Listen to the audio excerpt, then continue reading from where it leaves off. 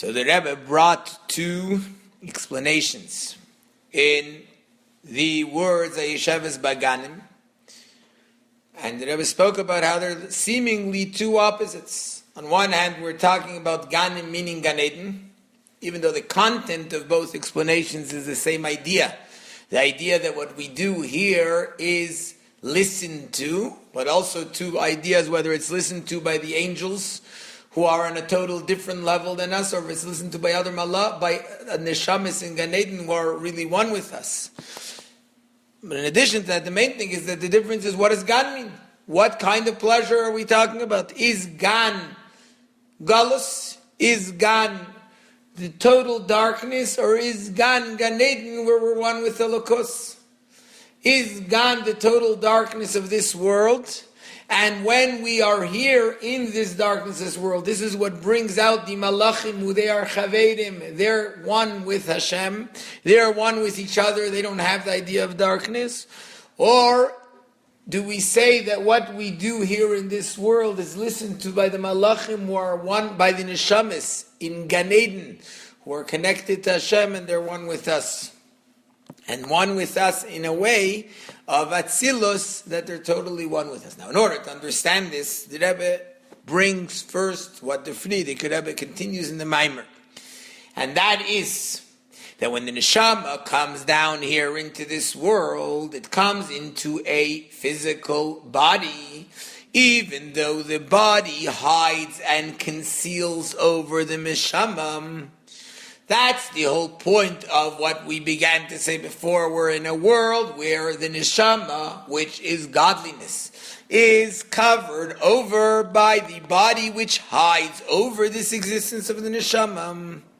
And yet, through avodah, through what a person does, through what a person works at, which is what was explained, the avodah of iskafia and ishafcha, he removes the concealment, that there's no longer a concealment, the neshama can connect to Hashem.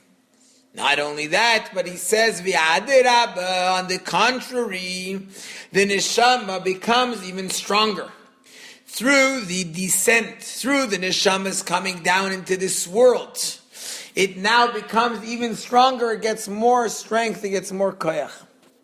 So the Rebbe says, what does the v'adirabba mean? What's the word v'adirabba? We're not just saying there's two things that happen. The neshama is down here, it's hidden, we can't see it, we can't see the light of the neshama. We're in galus, take it off, take away the concealment, remove that concealment, allow the neshama to connect to what it really is and what it really wants to be. Say no, adarabba, adarabba. The fact that we came into this world, that gives the neshama an even bigger strength. What's the word adirabba mean? On the contrary, the fact that I'm here makes it even stronger, makes its connection to Hashem be even stronger. So the Rebbe says that in order to understand this, we must first preface with what the Alter Rebbe quotes from the Baal Shem Tov about Kas. Now it's interesting that both the Baal Shem Tov and the Magid that the Rebbe quotes here in this Maimer, which, as we said, the Rebbe says this is the main point of the Maimer, are both being quoted by the Alter Rebbe.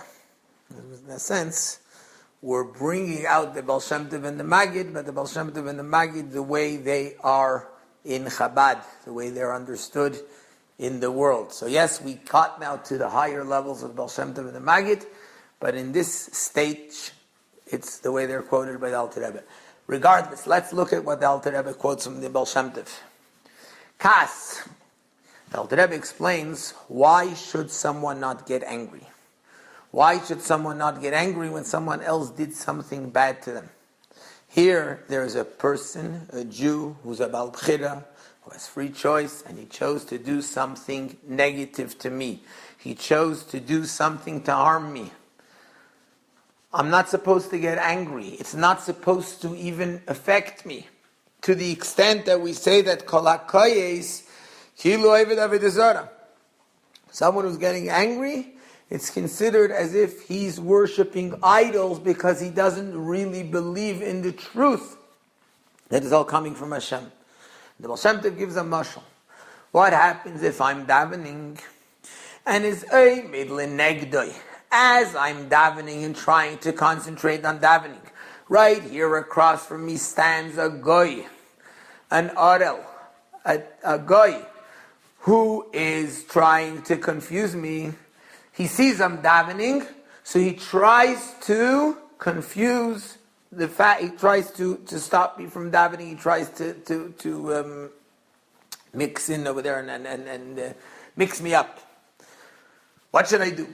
Obviously, says the Baal Shem Tov, the proper thing to do is not to get despondent, not to give up. On the contrary, to think to myself, who's sustaining this guy? Who's giving chayas to this guy?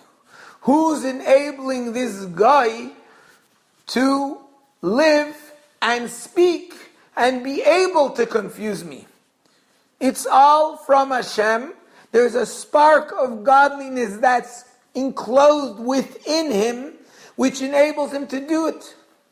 Why did Hashem allow a spark of himself, a spark of godliness, to come down into this world, to be in galus, in a guy, where it has to express itself in the opposite of what godliness is, in confusing someone from connecting to Hashem? How can that be? Says the Baal Shem Tov, when a person thinks about that, and he realizes that the very fact that Hashem allowed this to happen is in order that the person shouldn't be taken away from his connection to Hashem, but that he should realize, and this should give him even stronger and greater strength in his connecting to Hashem. That's the idea that the Baal Shem Tov says. And therefore, it's the same thing regarding when a person, his neshama came into this world. There's a guf, the physical existence, which is concealing, which tries to pull me away from Hashem, which tries to make me be connected, be involved with an existence other than Hashem, which opposes, which covers up the truth of godliness. And so I realize and I think to myself, why did Hashem do such a thing? Why did Hashem allow his godly spark, and in this case the neshama, which is chelek aleika mimal mamish, which is part of Hashem, to come down and be in this existence? Obviously, because Hashem wants me to realize and understand that he enabled this in order that I should become even stronger and more powerful and stronger and more strongly connected to Hashem. This is the idea that the Rebbe brings here from the Alter Rebbe in the name of the Baal Shem Tov. We spoke earlier in the earlier Maimer, we were talking about the idea of the Baal Shem Tov. We mentioned the Baal Shem Tov is the sphere of Keser. Not just Keser, Pnimius HaKeser. What's Keser? What does Keser mean? Not only that, we said something else. We said that in the Maimer of Yoshvat, the Rebbe didn't mention the Baal Shem Tov. Keser is not for us. We deal from Chachma down. We deal with the Koiches Pnimim.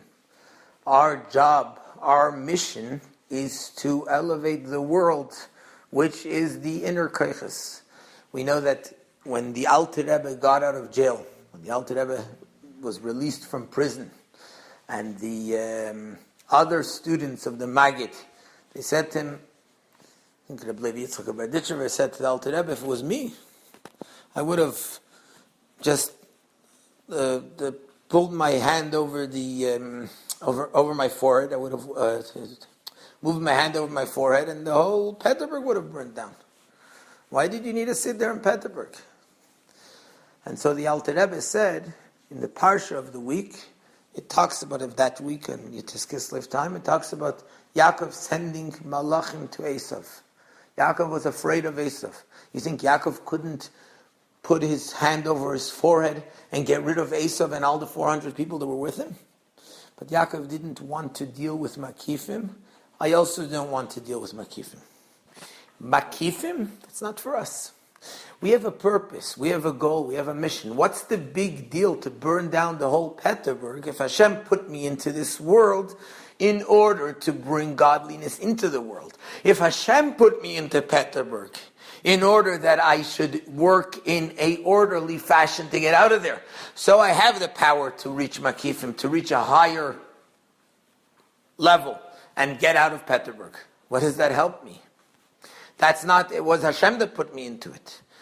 Everything that comes in the world comes from Hashem. When the Alter Rebbe was in prison, he realized it's Hashem that put me in there, not the Russians that put me in there. So what does it help to reach Makifim?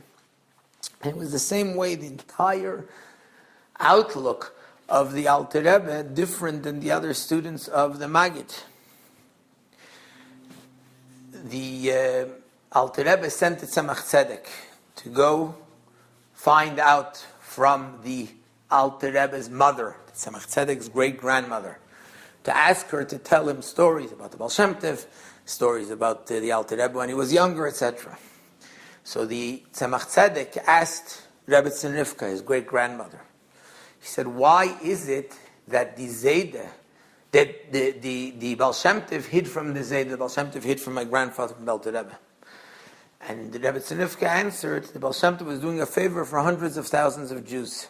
Because if the Alter Rebbe would have met the Baal Shem Tov, there would be no Chabad Chassidus, there would be only Chagas Chassidus. The Baal Shem Tov's makif was so powerful that if you met it, you would get the makif. The makif is what's above the world, but the whole point of Chabad is to bring it into the world in order to transform it. Since the Alter Rebbe didn't meet the Baal Shem Tov, he was able to take the Torah of the Baal Shem Tov, he was able to take the teachings of the Baal Shem Tov and the essence of the Baal Shem Tov, the pnimius of the Baal Shem Tov, and bring it down into pnimius. The other Talmidim of the Maggid, they were looking more in a way of makifim, and that's why I said the Rebbe should elevate you. Tzadik b'munasa yichayeh, the makif, as long as he pulls you out of the blood, he pulls you out of the mud. Who cares how you got out of the mud, but you got out of the mud? And Alter Rebbe wanted to know. We have to work in order to transform the world, because if he pulled you out of the mud, you didn't change anything. The makif was there, the powerful light was there, but the world itself wasn't changed. You didn't make a dira b'tachtainim. It has to be yichya, you have to work on your own. It's a famous video. Someone came to the Rebbe and said to the Rebbe, if the Rebbe would wear a streimel, he would have hundreds of thousands of chassidim more. The Rebbe said, who? So he says to the Rebbe, everyone.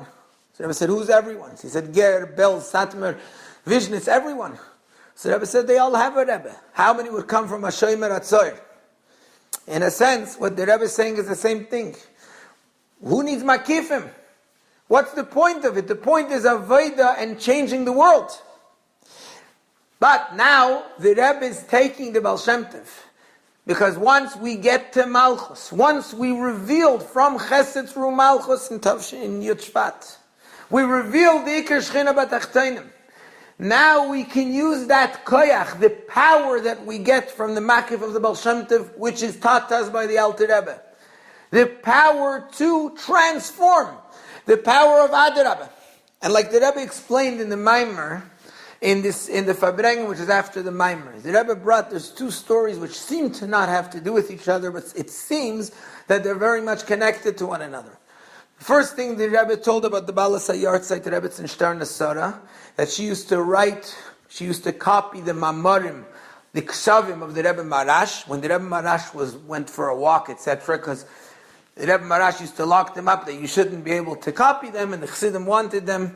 The Rebbe Tzin Nasara, his daughter-in-law, she used to be one of the ones who copied over those Mamarim, said they should have them. And the Rebbe asked a question, what, the Rebbe Marash didn't know that the Rebbe Rashab is going to want to copy over the Mamarim? Why did he hide them? The Rebbe explains that it's just like the brachas of Yaakov, the brachas that Yitzchak gave Yaakov. Adam Arisha, the Chet of Eitzadas, came through the mirma, through the trickery of the Nachash, and therefore the way to bring back those sparks which are brought back through Yaakov had to be also through trickery. That's why Rivka told Yaakov to work with trickery. Trickery means transforming the shtus, the le'um hazeh for shtus the kedusha, working without seichel, without tam v'das. The transformation, and that the Rebbe explains, that's the idea of why the chassidus, that chassidus has to come sometimes through trickery, through stealing, through something which is achsidus gereva, like they call it, something which is beyond seichel, mesirus nefesh. And it's the same idea, seemingly, what the Rebbe explained in another story. The Rebbe said that the Baal Shem Tov said that he could have gone Bisara Shamayim just like Eliyahu Hanavi. But he wanted to have Afar Atav El Afar Tashuv, he wanted to go down to dust. And the Rebbe says if that's the case, that it's such a great thing, that means Eliyahu Hanavi was lacking it. So the Rebbe says no, Eliyahu Hanavi's shlichus was that his body remains complete in the spiritual worlds. The Baal Shem Tov's shlichus was to elevate even the lowest aspect, even the dust, even the earth. The Baal Shem Tov, the makif of the Baal Shem Tov, is what's able to take the lowest thing and transform it. And here comes the teaching of the Baal Shem Tov in Kas. Adarabah. It could be a guy, it could be the guy that's inside me, the Yetzer Hara, which is coming and making life a misery, and making it tough, and trying to hide Elokus, and trying to not allow me to be connected to Elokus. Not only is that not a problem, Adarabah. This is what brings me closer to Elokus. Adarabah. The fact that there's an issue, the fact that there's something which seems to hold me back from Elokus, the fact that I have fights and wars and struggles to deal with, Adarabah, in this itself is the essence and the koyach eliki of revealing godliness in the world. And we'll continue further, Mitzvah Hashem, after Shabbos.